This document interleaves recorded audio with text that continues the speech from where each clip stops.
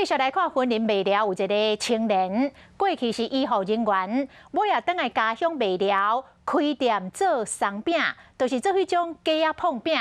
这个可爱的店面，加上这种鸡仔碰饼，好食阁好看，即卖将做少年人顿卡的热点。伫未了的中兴路有一间真有名、阁真古锥的鸡仔碰饼店。这间店是反向青年3年所经营的，伊的经历嘛真特别。一开始是开刀房护理师，后来就觉得对咖啡餐饮还是蛮有兴趣的，那我就到了北部，然后就去学习。伊的特色就是，不管是咸的或者是甜的，料拢真值钱。不少人客嘛是专工对外地来，就是为着要食到伊的餐点。就是希望让大家吃到松饼的时候，第一个吸睛的感觉，然后再吃到就是好吃的松饼。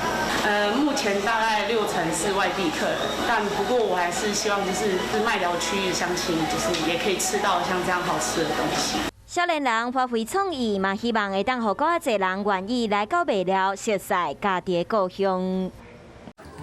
华视新闻看起来，赶快订阅我们的华视新闻 YouTube 频道，欢迎按赞、订阅、开启小铃铛，最新最及时的资讯要提供给你。